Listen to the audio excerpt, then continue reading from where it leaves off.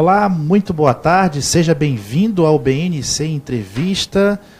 Hoje ao meu lado está aqui o psiquiatra Luiz Henrique. Nós vamos falar de um tema cujo a prevenção, uma campanha de prevenção está sendo realizada neste mês de setembro, chamado de Setembro Amarelo, prevenção contra o suicídio. Doutor Luiz Henrique, muito boa tarde, seja muito bem-vindo ao BNC Entrevista. Boa tarde, obrigado pelo espaço, espero que a gente possa contribuir aí com esclarecimento e também com consolo da população. Ok. Bom, essa entrevista é ao vivo pelo BNC Amazonas, nós estamos na fanpage e também no site, e a sua participação é sempre muito bem-vinda, com seus comentários, com a sua curtida e com o seu compartilhamento. Antes da gente começar o nosso bate-papo aqui, eu queria trazer alguns números sobre o suicídio. A cada 40 segundos, uma pessoa comete suicídio no mundo. No Brasil, é a terceira causa de morte, só perdendo para os homicídios e acidentes de trânsito. Em 2012, o último relatório sobre esse assunto, foram registradas 11.821 mortes por suicídio. Isso coloca o Brasil em 8º lugar entre as nações em número absoluto de suicídio. E o mês de setembro é dedicado à prevenção ao suicídio. Dia 10, né, que foi no último domingo, né, é o Dia Mundial de Prevenção ao Suicídio, quando vários estados brasileiros e países realizam ações para chamar a atenção sobre a importância da valorização da vida. E eu já quero começar perguntando ao doutor Luiz Henrique, o assunto, apesar de ter uma relevância, porque trata de vidas humanas, né, ainda enfrenta preconceito e tabu. Muitas pessoas deixam de procurar ajuda por medo de serem chamadas de loucas ou de terem a sua dor desprezada. Como é que a gente pode quebrar esse preconceito, doutor? O preconceito ele se quebra primeiro com o esclarecimento, né, conhecendo sobre esse assunto, procurando entender o que corre por trás dessa situação do suicídio. E aí, de antemão, a gente já informa que quase 97%, entre 90% e 97% das pessoas que cometeram suicídio têm algum transtorno mental não diagnosticado. Dados interessantes, 50% dessas pessoas que cometeram suicídio não buscaram ajuda médica especializada, psiquiatria, não procuraram médico psiquiatra, e cerca de 80% delas foram a um médico não psiquiatra um mês antes de se matarem. Então aí a importância de o psiquiatra ser compreendido como um profissional médico, especializado nos transtornos da mente, aqueles que também trazem repercussão ao comportamento humano e que são sim um elemento importante na mudança desse desfecho, né, que é triste, que já os nossos sentimentos, os nossos sinceros sentimentos por todos aqueles que têm alguém na família, né, que tiveram a oportunidade de sentir na pele a convivência com alguém que cometeu suicídio, porque realmente é doloroso passar por essa situação. Cerca de 60 pessoas são intimamente afetadas em cada suicídio. Então a gente vê, até por conta da tecnologia hoje, uma separação entre as pessoas muito grande. Às vezes as pessoas estão próximas, mas está cada uma no seu telefone e elas não conseguem sequer se falar ou se observar. E as pessoas sempre perguntam, mas como é que a gente vai identificar um comportamento ou uma atitude, né? Eu só vou conseguir observar se eu parar de usar o telefone, ou de não dar tanta atenção ao celular. Porque eu vou conseguir olhar para a pessoa, eu vou conseguir conversar, olhando no olho, ela vai sentir segurança em mim, vai ter coragem até de falar, né? Demonstrar compaixão, oferecer o suporte emocional naquela hora, aliviar as tensões do indivíduo, são formas que a gente tem até de favorecer que ela fale, que está ali. E assim, eu não estou falando necessariamente do problema do suicídio em si, mas daquilo que muitas vezes leva a pessoa ao suicídio, que é o desespero, a desesperança, a sensação de desamparo. Então você poder ouvir a pessoa, dar uma atenção para ela, e aí isso é parte da quebra do tabu, porque as pessoas que não encaram isso como com preconceito ou como frescura, por exemplo, ou como uma coisa de menor importância, elas já tendem a ter uma postura mais acolhedora e, consequentemente, ajudam mais a prevenir suicídio do que aquelas que têm o tabu ainda, o preconceito ainda como uma barreira, né? E que vão, muitas vezes, potencializar no indivíduo que sofre o desejo de se matar, que ele já sente mesmo que ninguém está nem aí para ele, que não tem mais jeito, que se nem a família dá atenção para ele, quem vai dar atenção, né? Então, o suporte familiar, o suporte social de um modo geral, a atenção psiquiátrica, a atenção psicológica, a atenção espiritual são recursos que a gente tem para justamente aliviar a dor e o sofrimento dessa criatura, que muitas vezes não quer necessariamente se matar, quer muito mais se ver livre do sofrimento que ela está passando, e na ideia dela, às vezes, o suicídio seria uma forma de fugir desse sofrimento. Os estudos que foram feitos até aqui já traçaram um perfil, né, do suicídio. É mais homem, mais mulher? Qual é a faixa etária? Mais homem, na faixa etária entre 15 e 24 anos. Muito jovens. Jovens, exatamente. É a classe produtiva da sociedade que mais suicida. E aí tem vários outros fatores, né, e é importante destacar que não existe um único fator, ou um fator específico associado ao ato suicida, e também não existe uma coisa que aconteça e diante da qual a gente possa dizer assim, aconteceu isso, essa pessoa vai se matar. Também não tem nenhum fator determinante para o ato suicida, né? Mas vários fatores contribuem para isso. Então tem questões da personalidade da pessoa, tem questões psicológicas do indivíduo, tem também o fato de ter um transtorno mental que pode dificultar, né, a tomada de decisão da pessoa e até mesmo a organização do pensamento para poder ver uma solução, enfim, e dar um desfecho diferente para essa situação. A sensação de desesperança, por exemplo, de ver aquela situação pela qual ela está passando resolvida, é um sintoma da doença depressiva. A depressão, por si, ela já diminui a esperança no futuro do indivíduo. Então, uma pessoa que não tem planos para o futuro e que ela já pensa que não vai chegar ao próximo ano, que se sente um peso na família e, enfim, que ela, às vezes ela até diz assim, eu já tenho uma saída, já arranjei uma solução. A tendência das pessoas que estão próximas é acharem, pô, beleza, ela está resolvida. E muitas vezes a decisão que ela tomou é a tentativa de suicídio. Então, é importante, ao ouvir essas frases, né, se colocar à disposição de ouvir, vamos conversar, vamos trocar uma ideia, e aí realmente a pessoa vai ali, às vezes, quem se dispõe a ouvir, né, ela vai auxiliando a pessoa em desespero, em desesperança, em aflição, de modo geral, a pensar diferente, a pensar em pontos que ela ainda não tinha pensado antes, e aí aquilo vai acalmando e a ideia suicida muitas vezes vai embora. Mas quando tem um transtorno mental associado, a tendência é esse pensamento se manter de maneira mais rígida e por mais tempo, o que favorece muitas vezes a tentativa de suicídio. A gente vê aí nas estatísticas, né, comprovando isso. A gente estava conversando antes de entrar no ar aqui com vocês, o senhor estava me dizendo que uma certa parcela da população vai ter pelo menos um pensamento suicida na vida. Sim, quase 50% da quase população 50% vai ter da população um mundial. pensamento. A população mundial vai ter um episódio na vida de pensamento suicida, o que não significa necessariamente vontade de se matar, porque quando a gente fala em pensar no suicídio, não significa que esse pensamento ele esteja em sintonia, digamos assim, com o desejo dele. Tem um tipo de pensamento que a gente chama de pensamento intrusivo, que é um pensamento que vem do nada, a pessoa não sabe dizer por que aquele pensamento chegou. É um pensamento que vem e a pessoa fica, mas por que eu estou pensando em me matar se eu não quero me matar? Ela fica confusa nessa hora. Daí a importância de procurar o profissional especializado no tema, né, seja um psiquiatra, seja um psicólogo, porque consegue dar uma resposta para ele satisfatória e muitas vezes conduzir um tratamento que dali já tem um desfecho totalmente diferente. A pessoa acaba, aquele pensamento indo embora, e a gente observa isso na prática médica, né, diária nossa, de pacientes que vão ao consultório com esse pensamento suicida, estranhando o fato de estarem pensando isso porque o pensamento vem do nada, e depois de um mês, 2 meses de tratamento, a pessoa volta e aquele pensamento sumiu, ele não vem mais.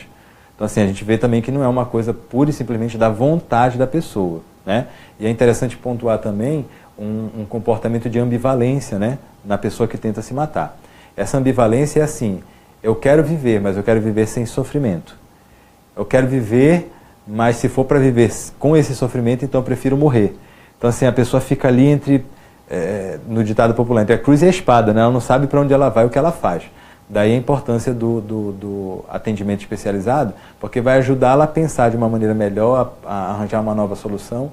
E os medicamentos muitas vezes acabam por aliviar essas tensões emocionais do indivíduo, que dão para ele a tranquilidade de não mais pensar nessa possibilidade. Tem uma predisposição genética para o suicídio ou só a questão social, comportamental, não, existe. mental?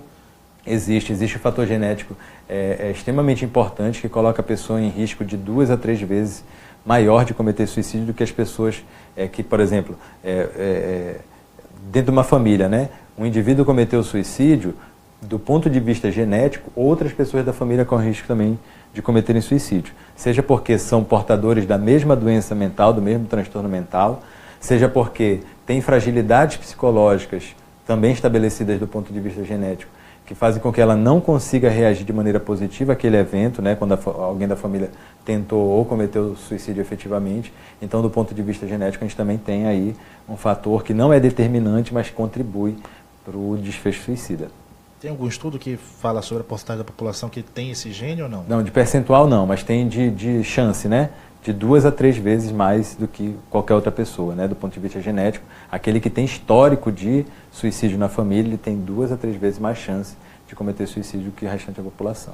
Entendi. Com relação às causas, o que eu estou percebendo é que a tecnologia, a internet, as redes sociais, elas, por assim dizer, afastarem por algum tempo as pessoas, isso acaba contribuindo para o suicídio. O senhor está falando aí que a importância do carinho, do olho no olho, de conversar. Isso. A tecnologia, de uma certa forma, tem afastado as pessoas. Elas estão aproximando do ponto de vista do contato verbal, né, a comunicação entre eles. Na verdade, a transmissão de informação, não vou dizer comunicação, porque acho que a comunicação ela tem outros elementos aí envolvidos que não só a transmissão de uma mensagem e a recepção dela, né? Até porque quando a gente está aqui um próximo do outro, eu percebo a sua postura corporal, a sua expressão facial, então consigo perceber se uma palavra que às vezes parece positiva, por exemplo, um eu te amo, dependendo de como ele é acompanhado na sua postura corporal, na expressão facial, esse eu te amo ele pode ter uma conotação até pejorativa e não necessariamente uma conotação real afetiva, né? Então o contato direto vai fazer com que esses sinais possam ser observados. Coisa que a gente não consegue observar por uma mensagem de texto, né? Às vezes você manda uma mensagem para a pessoa, ela lê do outro lado com uma carga de raiva e de negatividade que você fica, mas eu não escrevi com essa intenção, não foi desse jeito, você está lendo errado, não é isso que eu queria dizer. E aí a pessoa acaba recorrendo no WhatsApp ao recurso do áudio, porque quando ela manda pela voz, a pessoa consegue sentir a veracidade, enfim, e fazer uma leitura que passa pela leitura do texto, né, que transpassa a leitura do texto. Então, a tecnologia ela aproxima virtualmente, mas ela afasta fisicamente, o que é muito ruim. A gente vai ver isso no comportamento familiar, né, intrafamiliar, do pai, da mãe, na sua relação com os seus filhos, que fica uma relação muito distante, em que o filho já não confia mais no pai, e quando está passando por dificuldade, às vezes prefere procurar uma pessoa de fora, às vezes até um psiquiatra, um psicólogo, eu tenho pacientes no consultório que são assim, que entram no consultório e que fazem questão de ir à consulta comigo, porque não tem em casa a atenção que eu dou para eles no consultório. Eles não têm em casa a compreensão que eu tenho do problema deles, e não só do ponto de vista técnico, psiquiátrico, mas de entender também o contexto social em que essa pessoa se insere, que a própria família muitas vezes não tem. Eu já ouvi de paciente dizer assim, doutor, o senhor me conhece mais do que meu pai e minha mãe. Então, assim, isso é alarmante, porque a gente vê das pessoas que o filho está no quarto, a mãe está na cozinha, e eles estão se falando pelo WhatsApp, em vez de se falarem, o menino levantar e ir lá na cozinha e falar com a mãe. Então, assim, isso realmente tem trazido sérios problemas na afetividade. Então, por eu não ter esse contato afetivo com o mundo real, eu estou sempre no mundo virtual, quando alguma coisa de ruim me acontece na vida física, digamos assim, na vida real, meu limiar de frustração é muito baixo, então eu não consigo lidar com aquilo. Passando por uma dificuldade como essa, a minha tendência natural é sofrer mais e, consequentemente, pensar mais em tirar a própria vida. Principalmente quando isso envolve questões morais da pessoa, né? Em que ela foi exposta publicamente e, de certo modo, vai ficar com uma imagem moral prejudicada, a tendência da pessoa é ela sumir dali. Se ela pudesse tomar alguma coisa que ela simplesmente desaparecesse da Terra, ela faria. Como isso não existe, ela acaba buscando a tentativa de suicídio como um recurso, né? Para fugir dessa humilhação pública ou dessa dor que ela projeta já que vai sofrer. Bom, então, acredito que alguns ingredientes importantes dessa prevenção seria, de fato, o relacionamento pessoal, o relacionamento olho pessoal no direto, olho, o carinho, o amor, a certeza. atenção, a compreensão, isso tudo ajuda a ter uma carga positiva de prevenção. Vamos imaginar, por exemplo, que eu fizesse atendimentos à distância. Não tem o mesmo peso de um atendimento da pessoa que está ali do meu lado, na minha frente, falando. Não é a mesma coisa. Não é a mesma coisa. Então, esse contato, ele é indispensável na prevenção primária, se a gente pode chamar assim. A prevenção primária no sentido de evitar os fatores iniciais predisponentes para o ato suicida. A gente pode também trabalhar a prevenção secundária, mas também é necessário o contato. A pessoa que já tentou o suicídio uma vez, trabalhar a pós-venção, que seria a prevenção secundária, né? Evitar que a pessoa venha tentar novamente. Então, a gente tem aí dentro desse contexto de prevenção do suicídio, né? O aspecto social muito fortemente associado a essa prevenção, né? E a gente vai ver que, óbvio, né? Eu estou aqui falando como psiquiatra e colocando também à disposição o tratamento medicamentoso como um recurso para essa prevenção. Mas a gente sabe das questões da espiritualidade que também atuam de maneira muito importante na prevenção do suicídio, o suporte familiar que também atua de maneira muito importante, o suporte social, quando a gente pensa numa questão mais ampla de saúde pública, né? A Secretaria de Ação Social, de Assistência Social, quando às vezes promove a reposição alimentar, ou às vezes reinsere uma pessoa no ambiente de trabalho, que traz para ela de volta a dignidade e o ânimo para viver, né? Ela passa a sentir prazer na vida de novo, e aí não necessariamente ela tem um transtorno mental. Então, quando a gente fala que quase 100% das pessoas que cometeram suicídio têm um transtorno mental, tem uma outra parcela da população também enorme, subnotificada, que não procurou, como a gente viu, eu falei ainda há pouco, né? Quase 80% não procurou consulta com psiquiatra, 50% acabou visitando um médico, mas que não era um médico psiquiatra. Então, assim, tem informações de suicídio que a gente não tem conhecimento e que muitas vezes não necessariamente a pessoa tinha um transtorno mental associado.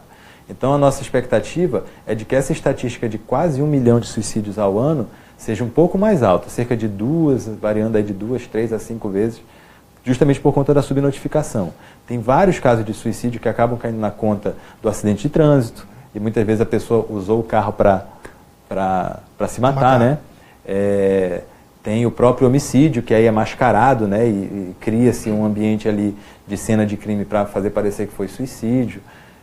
Tem os casos em que a família pede para não notificar, para não dizer que foi suicídio, porque não quer deixar aparecer para a sociedade que o filho, né, o marido, enfim, cometeu suicídio. Então, tem esses casos de subnotificação que a gente acredita seja muito maior. Esse 1 milhão talvez seja só a ponta do iceberg.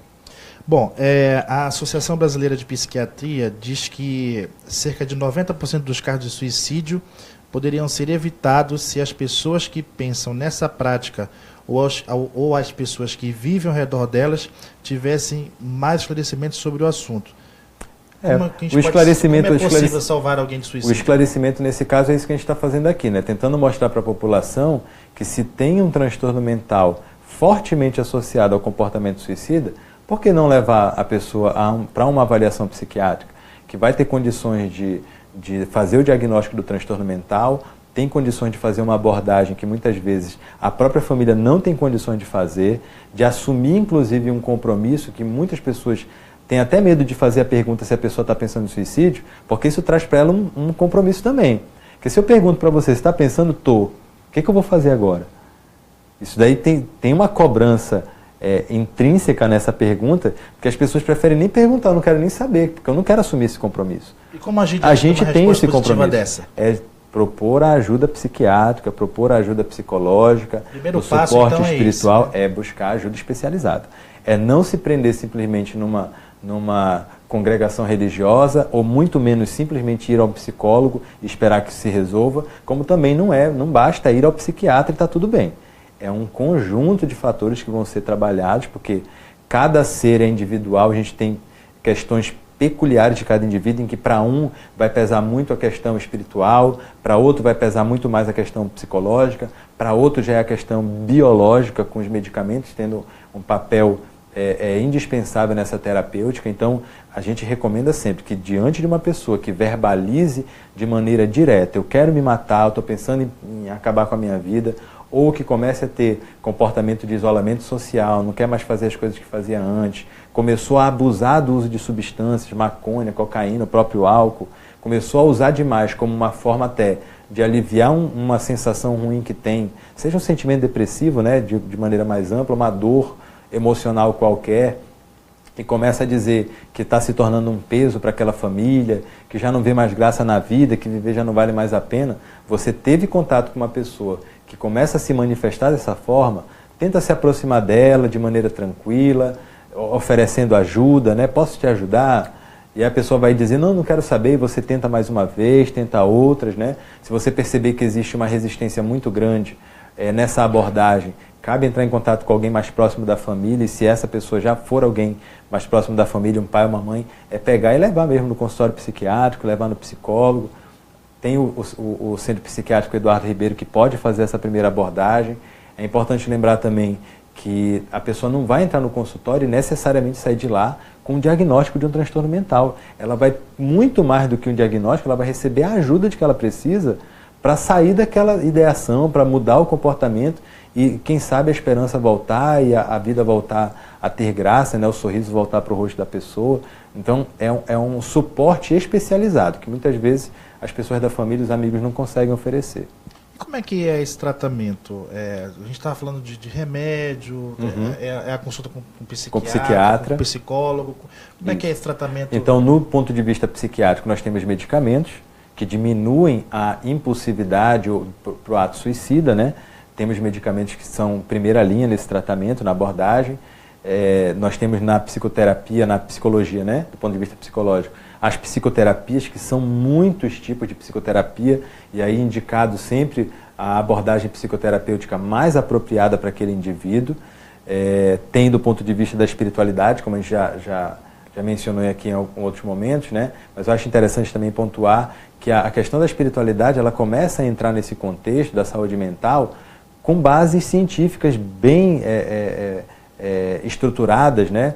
Com reconhecimento pela sociedade científica, dada a importância das publicações que têm sido lançadas no meio científico psiquiátrico. E eu faço questão de ressaltar uma publicação que saiu no Jornal Britânico de Psiquiatria em 2014, que avaliou mais de 20 mil pacientes em tratamento psiquiátrico nos Estados Unidos.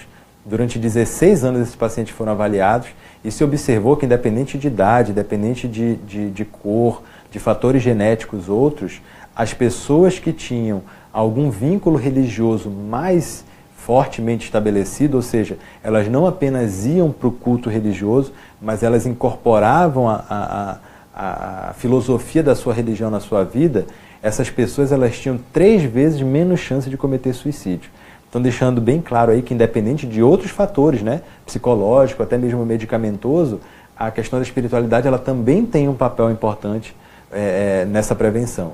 Então, eu costumo dizer que nesse contexto todo a gente tem um tripé terapêutico, que é psicologia, espiritualidade e psiquiatria. São 3 elementos que se cooperam mutuamente, né, contribuem mutuamente para favorecer o bem-estar mental e psíquico, né, do indivíduo. Na rede pública, o Eduardo Ribeiro é referência?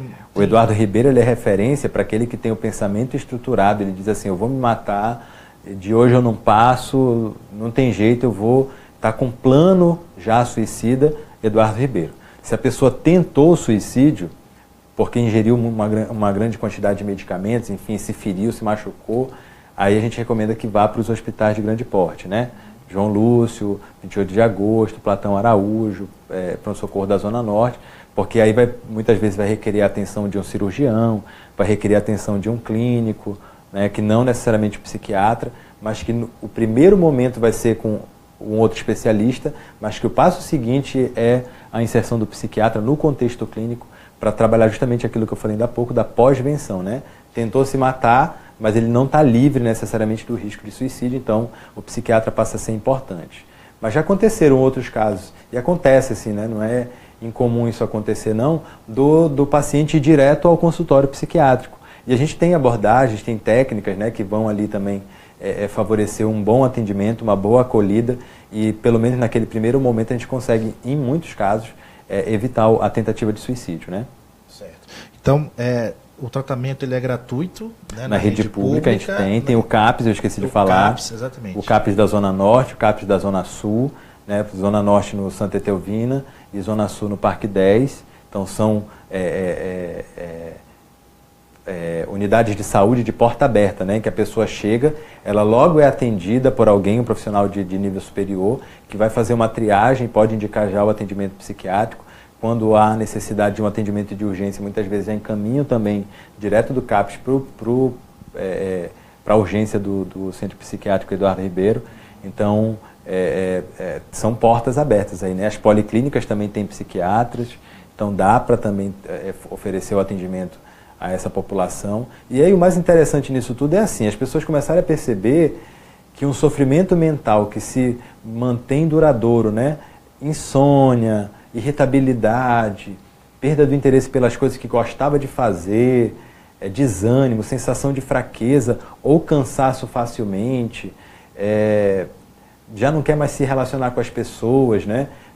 Perde a fome, não quer comer direito, então passa a comer demais, começa a perceber que está perdendo peso, então ganhando peso por compulsividade alimentar, que a pessoa não deixa isso se estruturar por muito tempo, ela percebendo que a coisa está passando ali 2 semanas, 3 semanas, 1 mês, já procurar ajuda psiquiátrica. A gente tem instrumento, né, clínico para fazer diagnóstico, inclusive, de outras doenças que não são necessariamente doenças psiquiátricas, né, doenças neurológicas, doenças hormonais, que muitas vezes um hormônio rebaixado faz com que a pessoa fique mais mole, sem vontade de sair de casa. E a gente faz o diagnóstico, já encaminha para o especialista adequado.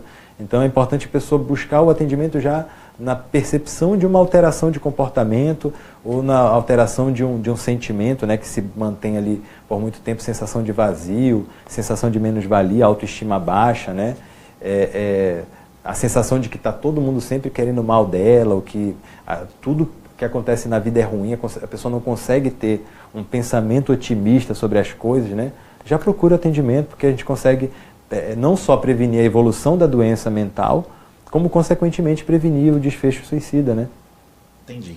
Daqui a pouco a gente vai falar sobre alguns mitos Ótimo, que legal. envolvem o suicídio, para você desmistificar, mas eu quero aqui ler os comentários de quem está nos assistindo. Muito obrigado pela sua audiência, tem muita gente comentando, parabenizando você, Socorro Arek, excelente profissional e um ser humano iluminadíssimo.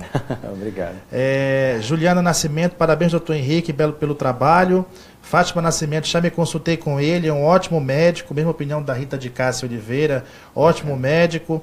Auxiliadora Fernandes dos Santos, excelente médico. E aí tem uma pergunta aqui que vem lá dos Estados Unidos, olha só. Legal, bacana. O Red Patrick Alves Garcia, ele diz assim, ó. Olá, moro em Charlotte, nos Estados Unidos, e tem muitos brasileiros que vivem no exterior e sentem depressão pela falta de casa. O que o doutor Henrique indica para quem perdeu o gosto pela vida? Isso, aí tem 2 fatores, né? Um é o perder o gosto pela vida e o outro sentir falta de casa. É interessante nesse aspecto porque a transmigração, né? Sair do seu lugar de origem para morar em outro lugar, que poderia ser inclusive dentro do Brasil, uma pessoa que está habituada a morar aqui em Manaus, ela está já adaptada a esse contexto da região norte, né? O calor, o clima, enfim. Aí vai morar na região sul, por exemplo, que tudo é diferente, a cultura muda. Não precisa ir muito longe, não precisa ir até os Estados Unidos, né? A gente tem exemplos aqui. Muitas vezes a pessoa não consegue se adaptar a essa situação porque ela está mesmo acostumada a uma situação anterior. E não saber lidar com isso pode fazer com que ela tenha um sofrimento mental que se prolonga ao longo do tempo e que ela, por ter dificuldade de superar e dar um significado novo para aquela nova condição, ela acaba pensando que muitas vezes o suicídio é uma saída. Dependendo da condição em que o Patrick está falando, das pessoas que vão para os Estados Unidos, se ela for uma pessoa que entrou ilegalmente no país, a gente tem um outro fator limitante nessa condição, que é a volta dela para o Brasil. Muitas vezes ela voltar para o Brasil significa não poder mais entrar nos Estados Unidos, onde ela também já, de certo modo, se estruturou e conseguiu se estabelecer, né? Então, essas questões tendem a causar alguma aflição, algum sofrimento. É interessante, nesse caso, buscar os grupos de apoio, tanto os grupos religiosos, como os grupos, no caso do Brasil, os grupos de brasileiros, que já passaram por essa situação, que têm experiência nessa questão e que podem, de algum modo, abrandar o coração dessa criatura, acalmá-la, né? Deixar até mais confortável, às vezes acolher na própria casa, a pessoa que acabou de chegar naquela região, que achava que ia ser de um jeito e chega lá de uma maneira completamente diferente, né? Não é do jeito que ela imaginava, então vem aí a frustração, a decepção, né? E aí bate mesmo a saudade de voltar para casa, de voltar para o Brasil, né? Dependendo da condição da pessoa, ela acaba não conseguindo e não ter a possibilidade de voltar ou de ter esse afeto ajustado e corrigido. A tendência é a pessoa, com o passar do tempo, ir pensando em outras soluções e o suicídio acaba sendo uma possibilidade. A gente tem contato com um grupo de pessoas lá nos Estados Unidos, né, em alguns estados, particularmente da costa leste da americana, e a gente ouve muitos casos de brasileiros que cometem suicídio naquela região, né, por várias razões. Tem inclusive o uso abusivo de drogas, né, chegam lá, acabam tendo acesso mais fácil a essas substâncias. Quando não buscam a substância por conta dessas falta do Brasil, né, que o Patrick mencionou, a pessoa fica ali muito depressiva, muito entristecida e às vezes sem conseguir emprego, vivendo numa condição de dificuldade financeira mesmo, arriscada inclusive ser deportada do país, e aí ela acaba pensando que uma saída é essa. Mas assim, ó, do ponto de vista psicológico, né, uma saída que é sempre muito positiva é trabalhar as frustrações no dia a dia. É a pessoa aprender a lidar com as frustrações no dia a dia. A gente tem um limiar de frustração muito baixo. Ao ponto de, por exemplo, na nossa criação com os nossos filhos, a gente preferir dar o telefone logo na mão do menino para que ele não chore, né? Em vez de explicar o porquê que ele não pode ter o telefone naquela hora, do porquê que ele não pode ter determinadas coisas satisfeitas naquele momento que ele quer.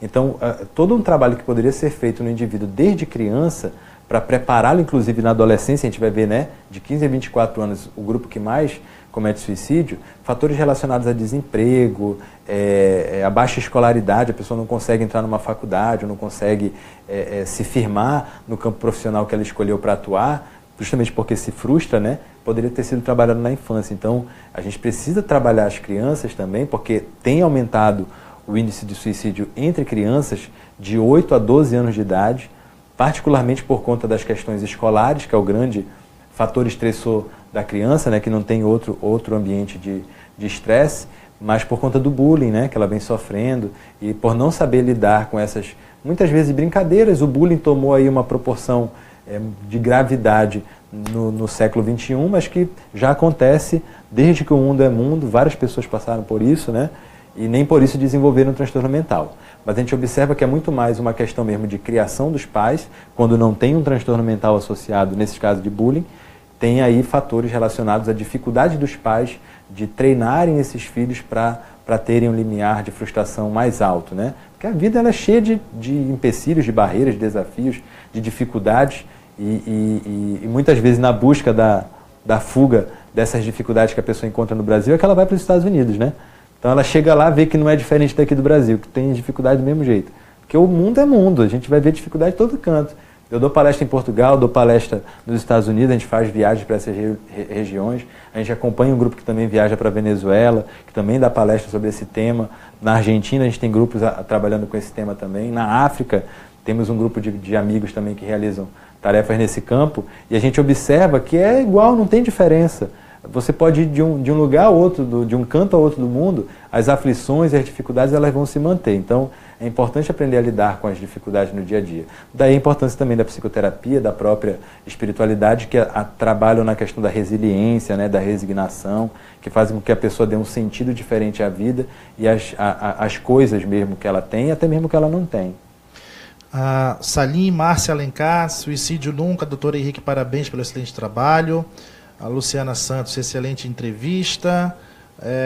A Karen Freitas, ótimo assunto. Meu pai passou por um momento depressivo, a família foi o maior apoio. Depressão é algo sofredor que perturba a mente humana, levando muitas vezes ao suicídio, né? E não perturba só o indivíduo, acaba perturbando também o equilíbrio da família, né? Por muita dificuldade de lidar com essa situação. Eu acho interessante comentar uma coisa pessoal, né? Até para as pessoas perceberem que a gente é ser humano também.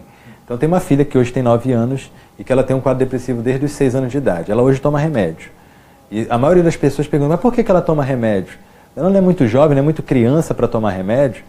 Saiu uma revisão sistemática há 2 anos atrás, que mostrava que quanto antes você começa o tratamento, menos prejuízo tem psicológico e social para a criança. Então, o ideal é que se comece o tratamento o quanto antes. Você percebendo uma alteração de comportamento na criança, você já começa o tratamento. E como foi que eu percebi na minha filha essa alteração de comportamento? Ela chorava por tudo. Chegava momentos de eu chegar em casa, ela está no canto da sala assim, com as mãos aqui na perna, chorando, dizendo que ninguém a amava, que ninguém queria saber dela. Às vezes reclamando do irmão ter dito coisas que ele nem sequer pensou em falar. Ah, porque ele falou não sei o que não me ama. Mas eu não falei nada, o irmão mais velho falava, né? Eu não falei nada. E chorando o tempo inteiro, qualquer coisa, ela levantava da mesa porque a comida não era boa, e saía chorando, batendo o pé, reclamando. E a minha esposa não aceitava que ela tinha. Eu falei, a Ana está com depressão, a Ana está com algum problema, tem que tomar remédio, não pode ficar assim. E aí quando a gente começou a fazer o tratamento, eu comecei a dar remédio sem minha esposa saber, acho que ela vai saber agora. Olha, confissão aqui. Comecei a dar o remédio sem ela saber na época, e aí depois ela começou a perceber a mudança de comportamento da nossa filha. E ela falou, tu está dando remédio para Ana? Eu falei, tô dando remédio, e você percebeu que tem diferença, né? Hoje ela é aquela que quando o remédio está acabando, ela já está preocupada de comprar de novo, para poder justamente garantir o bem-estar da nossa filha, né? O bem-estar psíquico, emocional, para que ela possa estudar, que ela possa levar a vida dela tranquilamente. E é perceptível a diferença, que a gente já chegou a ter momentos em que ela ficou assim, 1 semana sem o remédio, e voltam todos aqueles sintomas, e a gente optou por manter a medicação até o momento em que ela realmente não precisar mais, e esse não precisar mais ele fica no campo da teoria, porque não tem nenhum trabalho dizendo quanto tempo é o tempo necessário de tratamento medicamentoso. A gente acaba avaliando dessa forma, faz o tratamento de 6 meses, de 1 ano, de 2 anos, tira o remédio, os sintomas voltaram, volta o tratamento novamente, né? Então vai chegar um momento em que a pessoa vai ter mesmo que tomar remédio para o resto da vida, tendo a certeza de que com o remédio que ela está tomando fica bem, a vida dela vai ser normal. Porque precisa tomar remédio, tem algum incentivo do governo para comprar mais barato ou pegar de A graça? SEMA, né, a Central de Medicamentos do Amazonas, ela tem medicamentos de alto custo, que a gente também utiliza nos tratamentos psiquiátricos, e que a pessoa pode se utilizar desse recurso. Na rede pública tem, os outros medicamentos mais baratos também tem, a farmácia popular tem acesso. Muitos dos medicamentos de alto custo hoje já tem na farmácia privada, né? A um custo muito bom, muito acessível. Então hoje a gente tem medicamentos aí à disposição com excelentes resultados. E não só os medicamentos, né? Existem outros aparatos terapêuticos, como a estimulação magnética transcraniana. Tem um colega psiquiatra aqui no estado que realiza esse procedimento e com excelentes respostas, resultados muito positivos. Tem também a eletroconvulsoterapia, que as pessoas confundem a eletroconvulsoterapia como terapia de choque, não é uma terapia de choque, né? Mas é um recurso também muito útil nos transtornos mentais graves. Hoje aqui no estado nós temos limitações legais para a realização desse procedimento aqui, e a gente acaba tendo que mandar o paciente para o Pará ou para outras regiões do país para realizar o procedimento. Vai por TFD, né, tratamento fora de domicílio, faz e volta bem. E aí a pessoa poderia ter feito isso aqui no estado, né? Então a gente ainda tem algumas limitações legais na realização desse tratamento. Outras técnicas que hoje já também estão sendo utilizadas no tratamento da depressão e da ansiedade estão sendo amplamente estudados. A gente entra no campo da terapia com as mãos, né? O reiki, o jorei, o passe, enfim, o toque terapêutico, como queiram chamar, né? Do ponto de vista científico, já muito bem estudado e sendo comprovada a eficácia dessa terapêutica na redução de sintomas depressivos, no alívio de sintomas de ansiedade. Então aí também como mais um recurso que pode ser utilizado no tratamento das pessoas. A Regina Moreira está dizendo assim: precisamos esclarecer para salvar vidas. As pessoas não querem morrer, elas querem aliviar o sofrimento. Importante saber que há saídas, busque ajuda. Reinaldo Campelo, essas informações são importantíssimas para muitos que têm parentes nessas circunstâncias. Parabéns. Cassi Lima, ótimo médico. Edson Borges, muito bom. Denise Bringel, ótimo amigo e profissional. Muita gente elogiando aqui a nossa entrevista com o Dr. Luiz Henrique, que é psiquiatra. Estamos falando aqui sobre suicídio, causa, prevenção, tratamento. Agora eu queria falar aqui sobre os mitos. A gente vai daqui a pouco falar aqui sobre a questão de suicídios entre indígenas. Mas eu quero antes tirar aqui, falar de alguns mitos que as pessoas dizem aí sobre o suicídio. Por exemplo, é muito comum se ouvir por aí: quem fala não faz. É verdade ou é mito? Não é verdade. Quem fala pode sim fazer, e o que a gente tem comprovado é que muitas vezes a pessoa está dando sinais, está dando indícios de que vai fazer, e as pessoas estão simplesmente ignorando, né? Então, assim, é importante ter a sensibilidade de ouvir, não ter medo de perguntar se a pessoa está realmente pensando naquilo, e ter coragem também de conduzir essa pessoa, né, a um tratamento especializado. Outro mito: não se deve perguntar se a pessoa vai se matar. Também é mito, a gente tem que perguntar sim. A gente ainda não tem equipamentos para ler o pensamento das pessoas. Então, tem que perguntar, né? No consultório psiquiátrico, essa é uma pergunta que é recorrente. Quase todo paciente que entra no consultório, a depender obviamente da circunstância da consulta, a gente vai perguntar se ela está pensando, se ela já em algum momento no período da doença dela pensou em se matar, né? Então, a gente tem que perguntar. Só que aí o medo das pessoas, muitas vezes, é daquilo que eu falei ainda há pouco, é o medo de ter que assumir o compromisso de agora ter que fazer alguma coisa. Porque se a pessoa diz: estou pensando em me matar e de hoje eu não passo, aquele que perguntou, ele agora tem a responsabilidade nas mãos de evitar que aquela criatura efetivamente tente suicídio. Então, muitas vezes é o medo da pessoa de ouvir essa resposta. Mas não precisa ter medo de ouvir essa resposta. Ouviu essa resposta, oferece o suporte emocional naquela hora, tenta entender o que está acontecendo, por que a pessoa está pensando naquilo, e começa a dar resposta para todas as perguntas que a pessoa tem. Se você começa a perceber que não consegue dar todas as respostas, você diz: então, peraí que eu não vou ter conta de te ajudar agora, mas vamos no profissional, a gente vai junto, eu vou com você e a gente vai tentar buscar uma solução, porque tudo tem uma solução. Só os depressivos clássicos se matam? Não. E a gente estava falando disso também ainda há pouco, né? Nós temos quase 40%, e aí quase 50% das pessoas que cometem suicídio têm um transtorno de humor, que pode ser tanto a depressão, como pode ser o transtorno de humor bipolar. Então, o humor bipolar não é depressão. Então, também quem tem humor bipolar também tenta suicídio. Em segundo lugar, vem as pessoas que têm transtorno por uso de substância. Maconha crescendo de maneira expressiva, pacientes no consultório que estão desenvolvendo transtornos mentais por conta do uso da maconha. E é interessante aproveitar o espaço, porque as pessoas acreditam que maconha seja uma droga leve, uma droga natural, e não é porque é natural que não tem efeitos no organismo. Tem.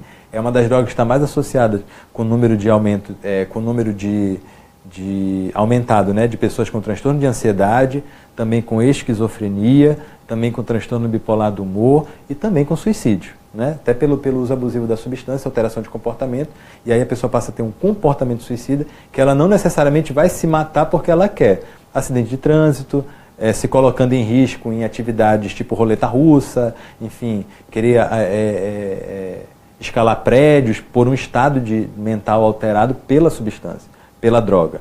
Com a cocaína acontece a mesma coisa, com o álcool acontece a mesma coisa, então a gente vai ver aí, em segundo lugar, os transtornos relacionados à substância, né? Então, são elementos que não só a depressão em si, mas também outros elementos que contribuem para o desfecho suicida. Outro mito ou verdade, né, que as pessoas falam por aí: quando a pessoa tenta uma vez, tenta sempre. Não quer dizer que ela vai tentar sempre, mas ela tem de 2 a 3 vezes maior chance de tentar de novo. Então, tentou uma vez, a pessoa tem o risco aumentado. E quando a gente fala em risco, a gente não está falando em certeza, é certo que essa pessoa vai tentar novamente. Então, ela tentou uma vez, ela precisa de todo o suporte, né, psicológico, psiquiátrico, espiritual, social, para que ela possa ter abrandado a sua dor naquele momento e também ser trabalhado já ali uma prevenção secundária para que uma nova tentativa não venha a acontecer. A gente tem registros de casos de suicídio entre indígenas no Amazonas. Tem até um dado aqui do Estadão, que entre os mais de 5 mil municípios brasileiros, a cidade de São Gabriel da Cachoeira, no noroeste da Amazônia, ficou na primeira posição do ranking brasileiro de suicídios. Isso, e para espanto é que a população de São Gabriel é quase toda indígena, né? Isso se deve ao contato com drogas e álcool dos índios ou tem um outro fator? Assim, são vários fatores também. Tem a própria questão da invasão cultural, né?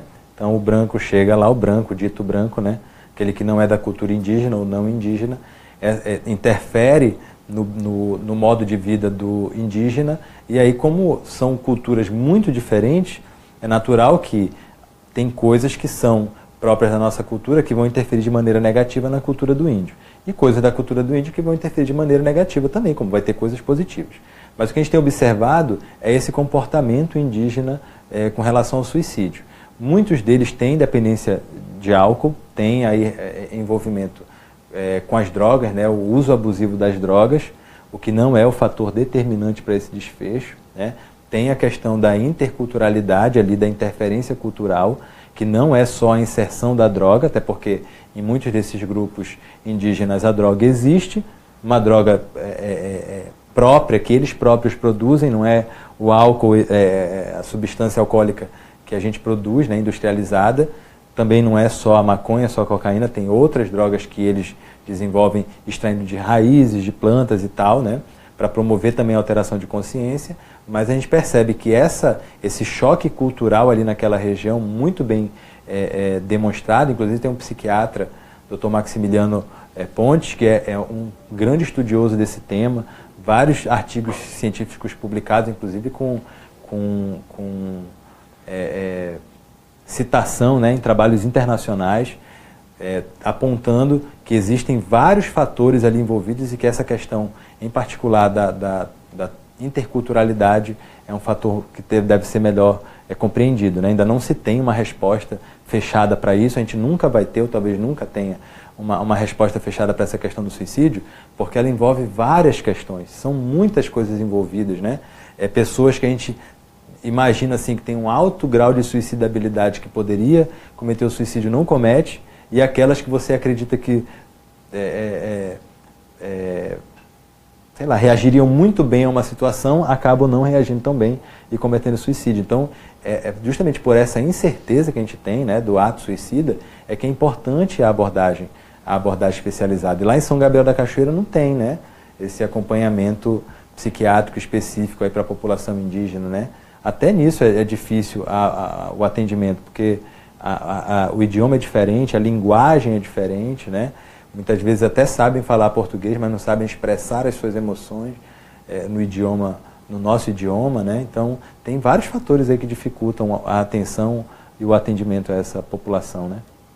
Bom, o Dr. Luiz Henrique, psiquiatra, está aqui no BNC Entrevista, porque nós estamos no mês de setembro, e setembro é o mês de prevenção ao suicídio, chamado Setembro Amarelo. Você tem essa fitinha amarela aí no logo do BNC que você está vendo aí, ó, que o BNC também aderiu à campanha para tentar salvar vidas, né? E essa fitinha amarela vai ficar o mês todo. Estou recebendo informação aqui da diretoria que essa fitinha amarela vai ficar o mês todo no logo do BNC aqui das nossas entrevistas, para a gente também alertar a população que vale a pena viver.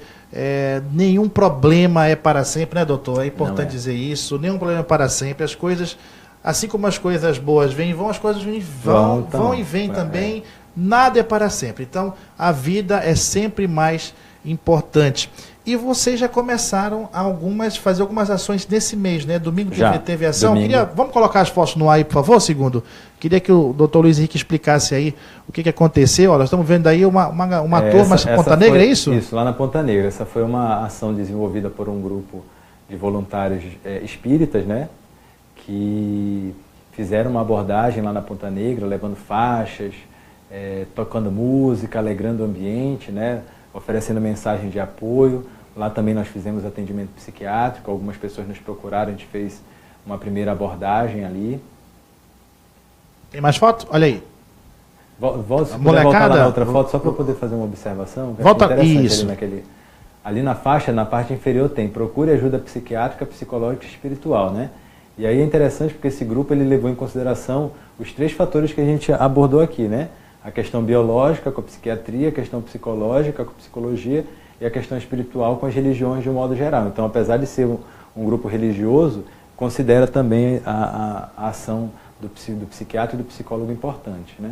Vamos lá, segundo. Isso, olha aí. Aí nós estou vendo uma sala de aula com crianças, né? Já... aí também a prevenção, a gente estava falando, né, ainda há pouco, da importância de trabalhar a prevenção na infância, né?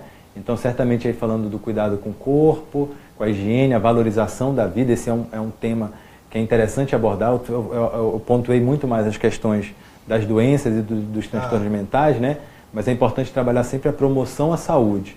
E aí é um ponto interessante que está sendo trabalhado. Uma enfermeira voluntária ali, né? Aquela enfermeira voluntária? No cuidado com o corpo. Aí também na Ponta Negra, o grupo também religioso, né? Envolvido nessa atividade. Aí você vê, né? Ali é um grupo cristão, né? Um grupo cristão ali falando de se sente desesperado, sem esperança, busca ajuda, né? Uma ação social, aí uma ação social, né? também, né? Trabalhando a autoestima da pessoa com o bem-estar físico, né? O cabelo cortado, a maquiagem bem feita, então aí trabalhando justamente a questão da autoestima. E é interessante porque a autoestima, ela é talvez o primeiro ou segundo fator que mais protege do suicídio. Em segundo lugar, primeiro lugar é a autoestima, em segundo lugar é ter filhos. Então a pessoa que tem filho, ela tende a pensar no filho e evitar o ato suicida. Quem vai cuidar dele? Quem vai ficar com ele? Né? E acaba desistindo do ato. Aí mais uma vez, né, também trabalhando a questão da valorização da vida, com alegria, com música. Aí é interessante observar o seguinte, nessas ações sociais, que vem a música, que vem a alegria, né, e tentando botar as pessoas para cima, é uma forma fácil de identificar quem tem depressão. Porque quem tem depressão não consegue engajar nessas atividades. A pessoa acha que não tem graça, aquilo ali para ela não traz nenhuma alegria, ou não modifica o sentimento dela. E aí, se a pessoa está diante de situações assim, né, alegres e não consegue sentir alegre, é uma oportunidade de procurar o psiquiatra, né? Aí a ação da Associação Amazonense de Psiquiatria, junto com a Defensoria Pública do Estado e outros órgãos, ONGs inclusive, envolvidas, né, lá no Teatro Amazonas, que foi a cerimônia de abertura oficial do Setembro Amarelo, as crianças também envolvidas na tarefa, né, na atividade. Teatro iluminado aí, né? Teatro Amazonas amarelou, a gente fala. Amarelou para salvar vidas, né? E dando... O Cristo Redentor também no Rio de Janeiro ficou amarelo. Então a gente teve aí uma campanha que envolveu vários estados da federação. Tivemos a oportunidade de acompanhar isso se desdobrando no Sul, no Nordeste, no Centro-Oeste. Vários psiquiatras, vários grupos de médicos também. E até mesmo a comunidade não médica se engajou nessa campanha de Setembro Amarelo, porque realmente salva vidas. Salva vidas. Agora, amanhã, na Assembleia Legislativa do Estado, acontece o segundo simpósio de prevenção ao suicídio do Amazonas, e o senhor vai estar lá, né? Estarei lá. Serei um dos palestrantes. Vai ser aberto ao público? Aberto ao público, convite aberto. A gente está tendo tanta inserção na mídia que a gente já está com medo de o espaço não caber tanta gente. Porque em todos os lugares que a gente vai, faz o convite, todo mundo diz que vai. Então, se realmente der, o público que a gente espera que esteja lá amanhã, a partir das 9 horas, lá na Assembleia Legislativa do Estado, vai ser bem interessante, porque a gente vai conseguir esclarecer muitas pessoas, né? Vai ser bem bacana. Então, lá na Assembleia a gente vai trabalhar com 3 abordagens. Uma é a estatística, a outra é o que fazer, como atuar perante a pessoa com comportamento ou atitude suicida. A gente vai ter também uma abordagem sobre espiritualidade na prevenção do suicídio, e o Dr. Ricardo Trindade, que é ex-procurador, ex-defensor público geral do Estado, que também vai fazer uma palestra falando da experiência dele com esse tema. Tá certo. Então amanhã, a partir das 9 horas, lá no auditório Belarmino Lins da Assembleia Legislativa, o segundo simpósio de prevenção ao suicídio com psiquiatras aí abordando esse tema. Tem mais gente elogiando aqui você. Marluce Graça, parabéns, doutor, admiro muito você, médico de referência. André Henrique, parabéns ao médico. Senhor Henrique, ao programa, por estar tratando desse assunto que tem afetado muito a nossa sociedade. E tem uma pergunta que eu queria que o senhor respondesse rapidinho para a gente concluir aqui. Quando uma pessoa vive sempre de mau humor, é considerado uma depressão? Sim, pode ser considerado um tipo de depressão que a gente chama de distimia. É um tipo de depressão mais leve em que a pessoa só consegue manifestar o mau humor. Ela está sempre irritada, dando patada em todo mundo, vive estressada, ela não consegue ter, ela consegue ter ânimo nas coisas que ela gosta de fazer, mas muitas vezes, diante de uma situação que seja contrária ao interesse dela, já se irrita e vive assim. Tem tratamento, também tem relação com suicídio, é uma parcela muito pequena das pessoas com distimia que comete suicídio, mas ainda assim tem atenção médica, é possível voltar ao normal, a pessoa tem uma vida normal com um tratamento adequado. Doutor Luiz Henrique, muito obrigado pelos seus esclarecimentos nessa tarde aqui no BNC Entrevista. Muito obrigado pela sua participação também. Acho que deu para fazer uma abordagem geral aí de causas. Tentei falar rápido aqui para dar conta, mas estamos com quase 1 hora de entrevista e as pessoas aí ligadas, perguntando. Acho que foi bem produtivo, doutor. Muito obrigado. Eu que agradeço pelo espaço, espero também ter contribuído aí para esclarecer a população, né? A nossa meta com essa campanha é justamente fazer com que as pessoas percebam que é possível prevenir, que tem solução, engajem-se em atividades religiosas, engajem-se em atividades sociais. A gente vê agora um boom aqui na cidade da Zumba, né? Eu acho muito legal passar pela cidade à noite em vários lugares e ver as pessoas dançando, se envolvendo em atividades físicas, né? Que realmente são coisas que fazem com que a pessoa valorize a vida e consiga perceber a vida de uma maneira melhor, mais positiva e, consequentemente, prevenir o suicídio. E identificando algum sintoma de uma doença mental ou um sofrimento mental qualquer, que busque ajuda. Eu gosto sempre de frisar, em todos os programas que eu tenho ido, eu tenho repetido muito essa frase, que o psiquiatra não é o médico dos loucos, é o médico de todo aquele que sofre. Então, se você está passando por um sofrimento, independente da causa ou da razão que esteja sofrendo, busque ajuda psiquiátrica, porque é sempre possível oferecer alívio e consolo a essas pessoas. Nós conversamos com o Dr. Luiz Henrique, ele é psiquiatra, abordando o tema sobre suicídio. O Setembro Amarelo continua com atividades aí de prevenção e não esqueça, viver vale a pena. Viver vale a pena, viver é a melhor solução até para vencer os problemas, né? Com certeza, só dá para a melhor solução. Só dá para resolver problema vivo. Exatamente. Então, esteja com vida para superar, vencer os obstáculos e pode. Posso fazer mais um convite? Pois não. Na Ponta Negra também, no próximo domingo, dia 17, às 9 horas da manhã, lá no Anfiteatro da Ponta Negra, vamos fazer uma grande concentração, que vai ser a Caminhada pela Vida. Então, estão todos convidados a estarem lá conosco. Tá aí, convite firmado, convite aceito. Obrigado, doutor Luiz Henrique, mais uma vez, pela sua participação aqui no BNC Entrevista. Obrigado a você que nos acompanhou, que curtiu, reagiu, comentou, compartilhou essa entrevista tão importante, um tema tão importante sobre prevenção ao suicídio. Não esqueça, viver vale a pena. BNC, você precisa saber.